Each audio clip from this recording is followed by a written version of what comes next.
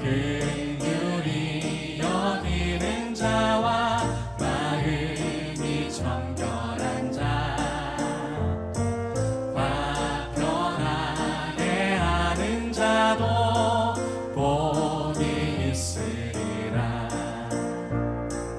의에 줄이고 그분의 의를 위하여 빗방을 받는 자는 복되도다. 주 말씀하셨네. 다시 한번. 마음이 가난한 자는 복이 있으리라. 애통하며 온유한 자 복이 있으리라. 긍휼히 여기는 자와 마음이 정결한 자, 화 편하게 하는 자도 복이 있으리라. 의에 줄이고 그분의 의를 위하여 빗방을 받는 자는 복되도다. 주말 오늘날 우리 주님이 우리에게 말씀하십니다. 의에 줄이고 그분의 의를 위하여 말씀하시네. 빗방을 받는 자는 복되도다. 주 말씀하시네. 의에 줄이고 그분의 의를 위하여 빗방을 받는 자는 복되도다. 주 마지막으로 의에 줄이고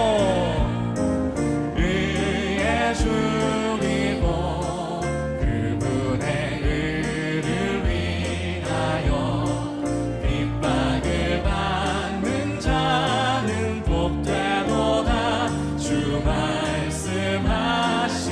말씀하시네. 주 말씀하시네. 주 말씀하시네. 샬롬.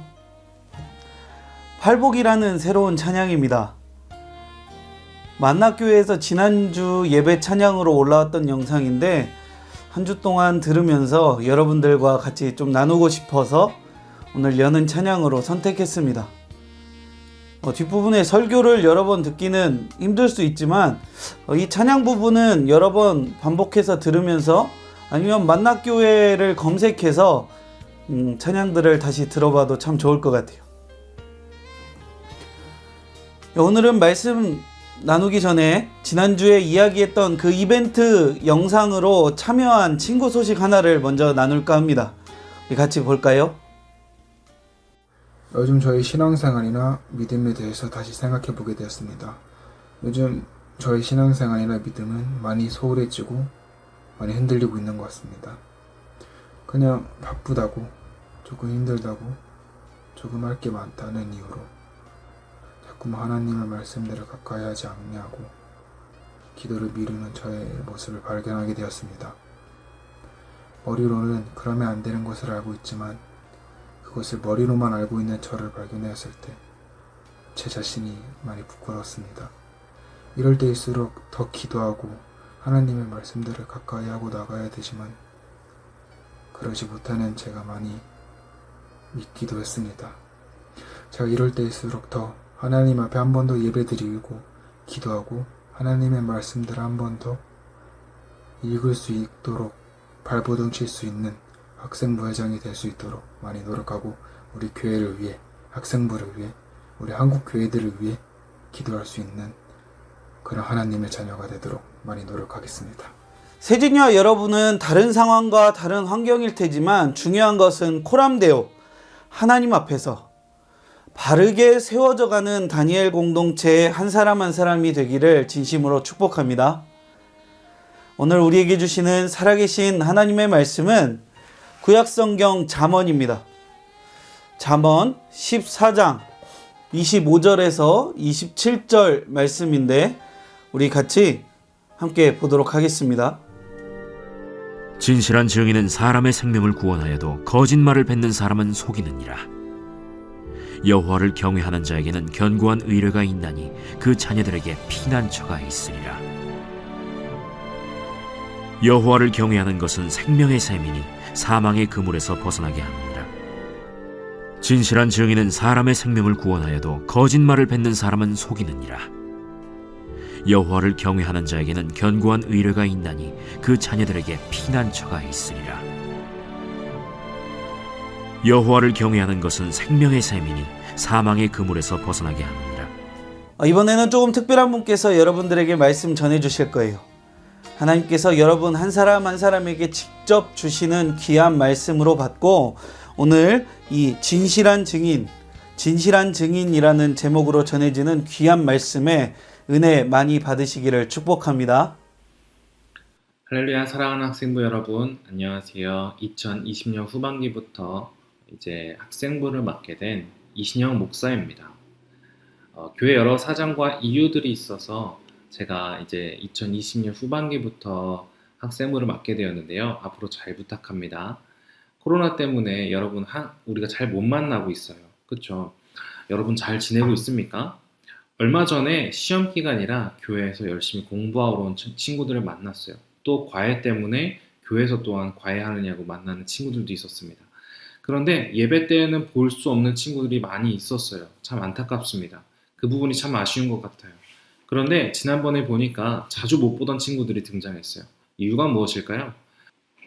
학생부 교사였던 정수현 청년이 휴가를 나왔어요.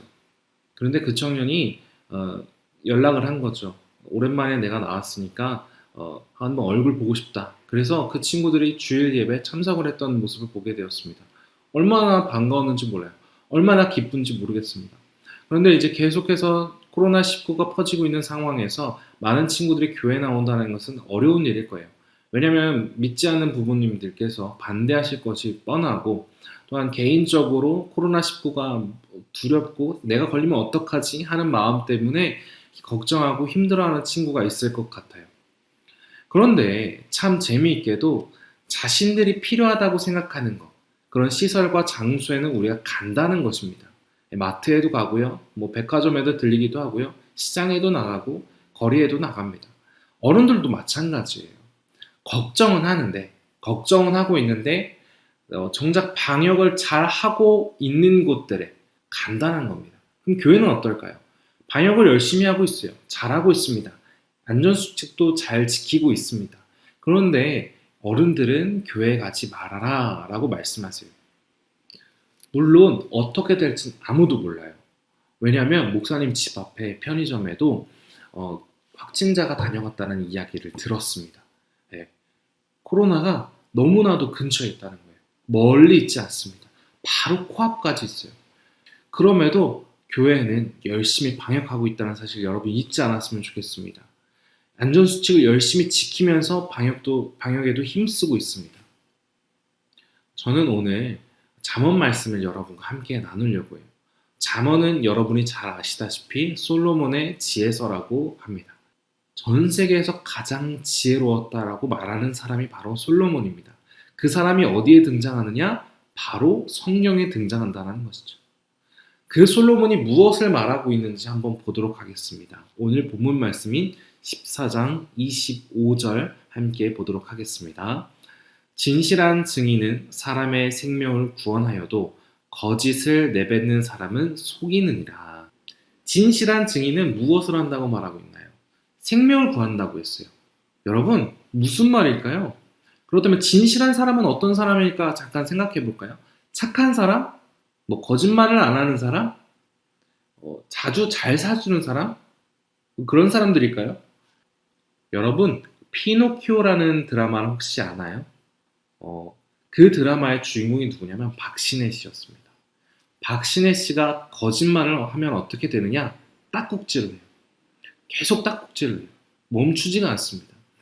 그걸 뭐라고 부르냐면 피노키오 증후군이다 라고 그 드라마에서 말하고 있었어요. 그런데 재밌는 것은 또 다른 주인공의 얘기예요. 이종석 씨가 주인공인데 이종석 씨의 아버지가 소방관이셨어요. 소방관으로 일을 하다가 순직을 했습니다. 사람을 구하다가 순직을 한 거예요. 그런데 그 피노키오 증후군을 가진 어떠한 사람이 그 소방관을 봤다라는 겁니다. 살아있는 것을 봤다라는 거예요. 그 사람이 사람을 구하지 않고 도망갔다라고 이야기하고 있었어요. 정확하게 내가 봐서 나는 그 사람이라는 것을 확신한다. 그럼 날 봐라. 난 지금 딱국질을 하지 않는다라고 이야기를 하는 것이었습니다. 어떻게 된 일일까요? 그 사람이 본 사실은 사실일까요? 아니었습니다. 그냥 비슷한 외모를 가진 어떠한 사람, 비슷한 체형을 가진 그 사람을 본 것이었어요.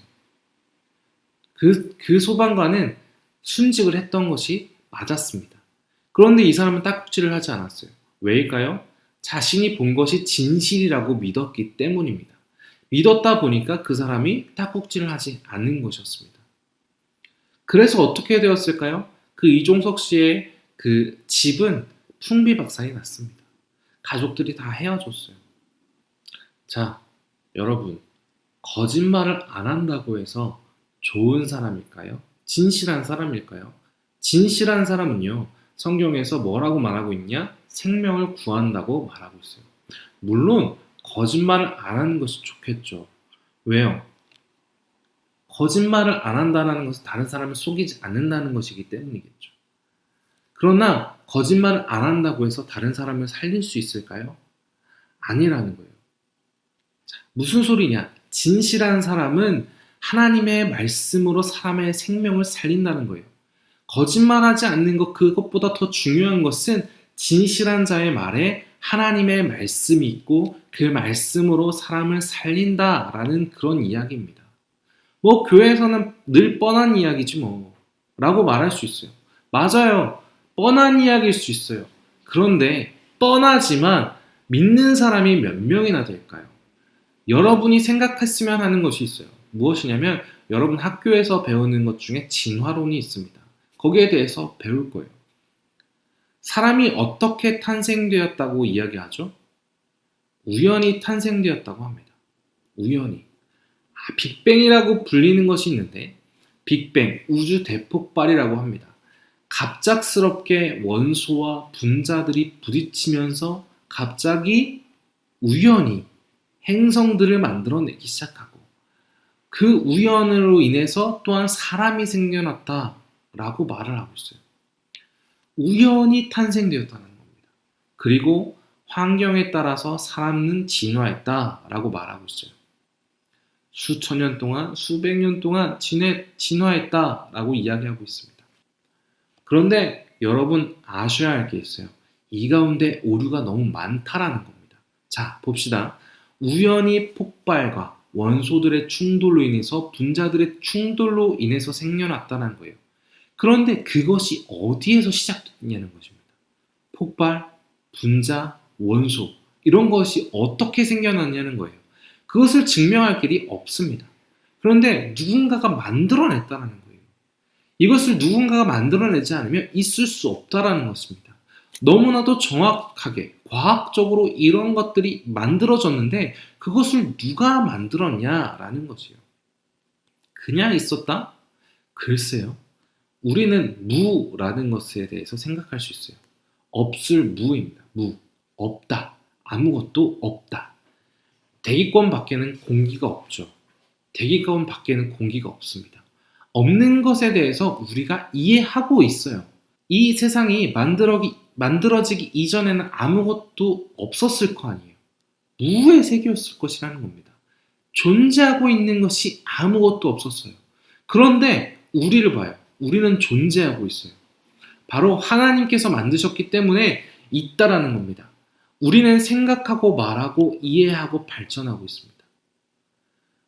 우리가 만약에 진화를 하고 있다면 지금도 몸 어디 구석구석 진화를 하고 있어야 되는 것이 사실이잖아요. 정말 편의에 따라서 우리가 무엇을 하고 있을 수 있을 거라는 겁니다. 뭐 판타지에 나오는 대로 우리가 그러한 몸체들을 갖고 있을 수도 있어요.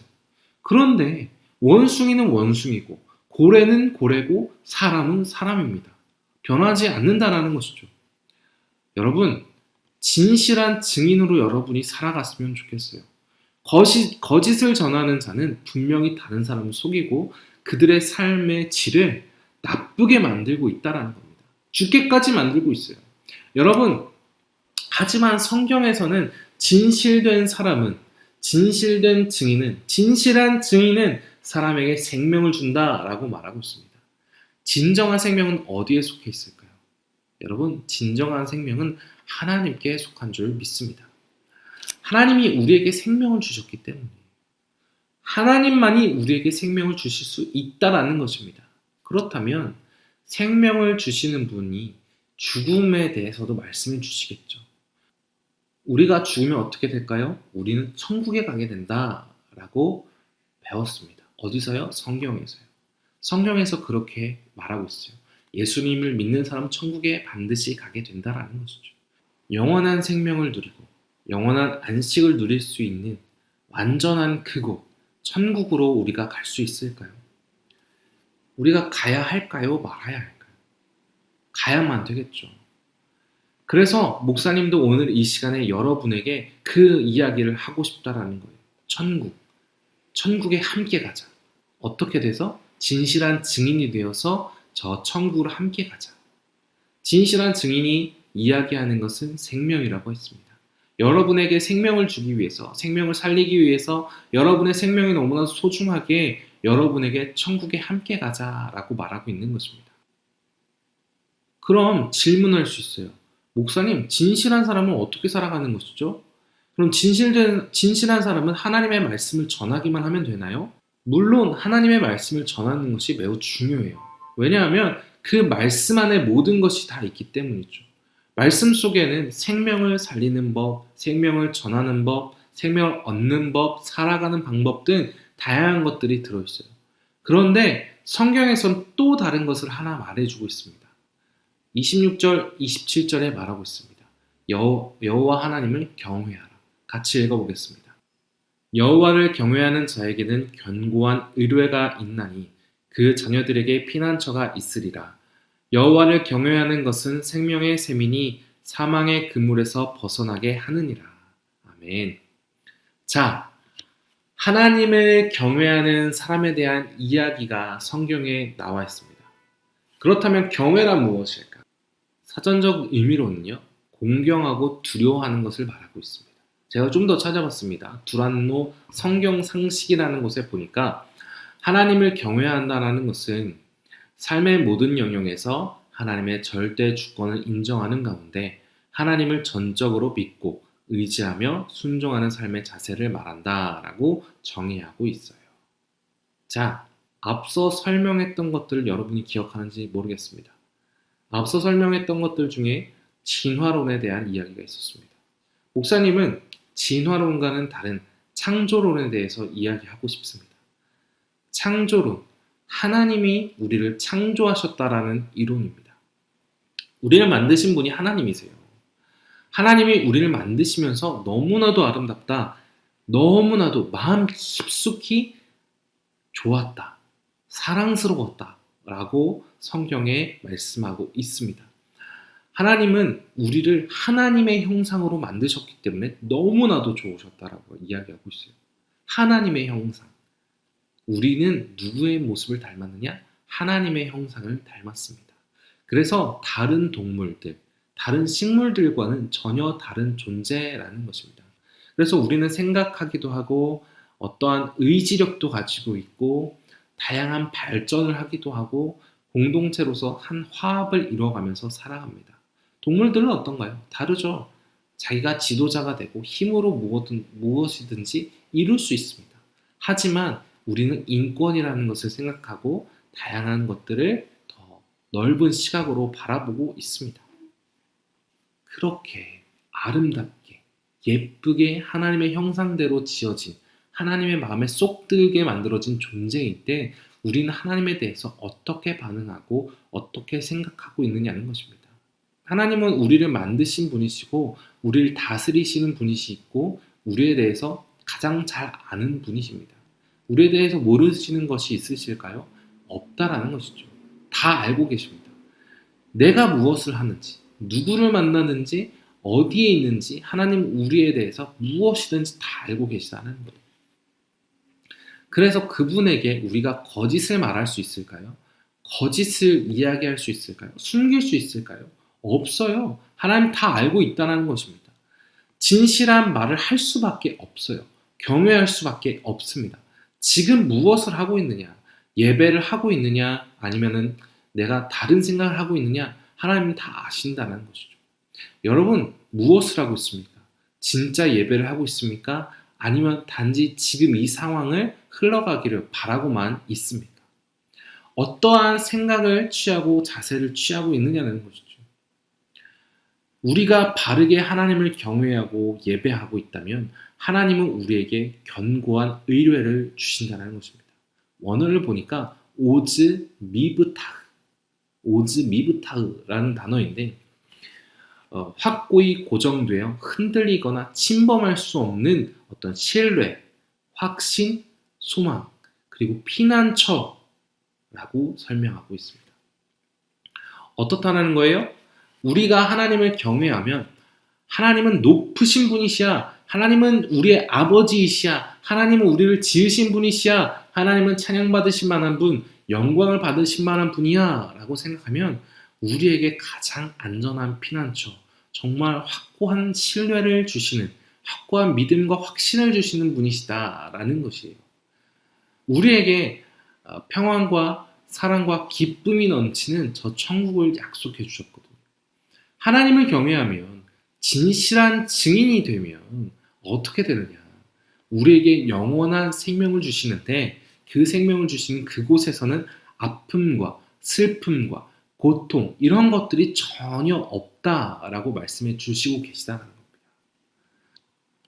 여러분, 하나님을 경외한다는 거 그렇게 어려운 게 아니에요.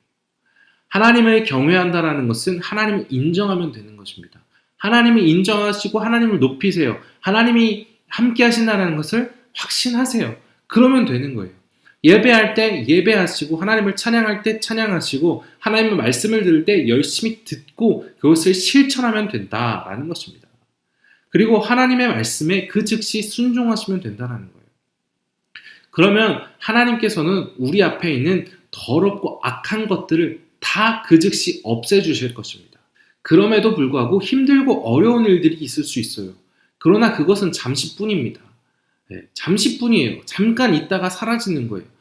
내 안에 하나님께서 거하시고 하나님 편에 내가 서 있으면 하나님은 우리에게 참된 기쁨과 영원한 즐거움, 행복과 또한 사랑을 우리에게 베푸실 것이라는 겁니다. 자, 정리해 보도록 하겠습니다. 여러분은 진실한 증인으로 여호와를 경외하는 자로 살아갔으면 합니다. 하나님의 말씀을 들었어요. 그러면 그 즉시 실천하고 순종하는 자가 되어야 한다는 것입니다. 어떻게 그 일들을 쉽게 할 수 있어요? 네, 쉽지 않을 수 있습니다. 그런데 지금 즉시 한번 해보는 건 어떨까요? 해보지 않고서는 할 수 없다라는 겁니다. 내가 말씀을 들었어. 그렇으면 이렇게 한번 해보자 라고 생각하고 해본다라는 것이죠. 요즘에 이제 전교인 대상으로 우리 교회에서 큐티를 진행하고 있습니다. 여러분도 그 큐티에 한번 참여해봤으면 좋겠습니다. 하나님의 말씀을 묵상하는 거예요. 하나님의 말씀을 묵상하고 그것을 한번 하루 종일 생각하며 그것을 실천해 보는 겁니다. 말씀에서 나온 적용점들을 실천해 보는 것이죠. 주님이 매일 묵상하는 가운데 함께 하실 것입니다. 여러분에게 지혜와 능력을 더해 주실 것이라고 저는 믿습니다. 또 이제 8월부터는 학생부 예배가 정상적으로 진행될 수 있을 것 같습니다. 왜냐하면 정부에서 내렸던 고강도 거리두기 운동이 조금 축소되었습니다. 앞으로 조금 더 만날 수 있는 기회들이 늘어날 수 있을 것 같고요. 함께 예배할 수 있을 것 같습니다. 그 예배 때 참석하고 함께 예배하다 보면 하나님을 더 만날 수 있지 않을까 싶습니다. 여러분, 더 중요한 것은 무엇인지 아시죠? 실천하는 겁니다. 실천하는 거. 행하지 않으면 아무런 소용이 없습니다.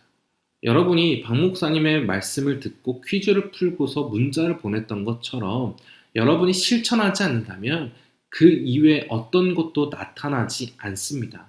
그러니 여러분 함께 말씀을 보면서 실천했으면 좋겠어요. 하나님도 말씀을 듣고 순종하는 자에게 흔들리지 않는 확신과 안전한 피난처를 제공하신다는 사실을 우리가 기억했으면 좋겠습니다. 이 사실을 잊지 마시고 항상 주님 앞에 매달려서 항상 주님만 바라보며 나아가는 저 여러분 되었으면 좋겠습니다. 여러분 만나는 사람마다 하나님의 말씀으로 권면하시고 또한 대화하시고요. 또한 여호와를 경외하면서 항상 진실된 사람으로서 진실한 자로서 살아가길 주님의 이름으로 축원합니다. 아멘.